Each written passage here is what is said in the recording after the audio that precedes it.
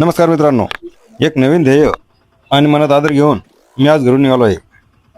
आजचा प्रवास आहे वरंगावच्या दिशेला, जिथे मला एक खास प्रकल्पावर काम करायचं आहे. त्यासाठी तुम्हाला व्हिडिओ पूर्ण बघावा लागेल. नमस्कार मित्रांनो, मी चित्रार महेंद्र दारगोंडे आणि मामा सुभाष इंगडे. नमस्कार मंडळी. आता आम्ही आलेलो आहोत वरंगावला.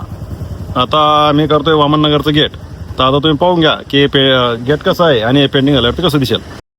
तर बघा मित्रांनो, या गेटचा पूर्ण कलर फिका पडलेला आहे आणि आधीच्या कारागिरीने खूप छान फोटो काढले होते आणि ते पण आता थोडे फिके पडले आहे, कारण की आपल्याकडे टेम्परेचर खूप आहे. त्यामुळे हा कलर थोडा डल पडला. तर आपण काय करतोय, आता आधी पूर्ण गेट घासून घेतोय. मग घासल्यानंतर आपण याला प्रायमर करून घेणार आहोत. मग प्रायमर झाल्यावरती आपण आता कलर द्यायला सुरुवात केलेली आहे, जेणेकरून आपले जे फोटो आहे ते उठून दिसतील व हे गेट कशा प्रकारे चांगलं होईल हे आपण करण्याचा प्रयत्न करत आहोत. त्यासाठी तुम्ही व्हिडिओला पूर्ण बघा आणि मला सबस्क्राईब केलं नसेल तर सबस्क्राईब नक्की करा आणि इंस्टाला फॉलो पण नक्की करा. हे बघा, मी आता गौतम बुद्ध यांचं स्केच आखून घेतलेलं आहे. कलेच्या माध्यमातून महापुरुषांचे विचार लोकांपर्यंत पोहोचवणं हे मी माझं भाग्य समजतो.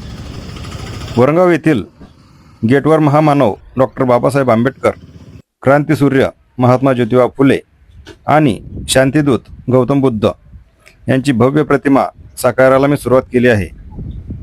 रंगांचा प्रत्येक स्ट्रोक या महान व्यक्तिमत्वाच्या कार्याची आठवण करून देत होता. सुरुवातीचे स्केचिंग असो किंवा रंगांची ही जिवंत भरणी, प्रत्येक टप्प्यावर ही कलाकृती आकार घेत होती. ऊन सावलीची पर्वा न करता केवळ श्रद्धेने आणि कलेच्या ओढीनं हे काम पूर्णत्वाकडे नेलं आणि शेवटी ही भव्य कलाकृती तुमच्या समोर आहे. वरंगावच्या या प्रवेशद्वाराची शोभा आता या महापुरुषांच्या विचारांनी आणखीनच वाढली आहे. आता आपलं वरंगाव वामननगर येथील गेट कंप्लीट झालेलं आहे.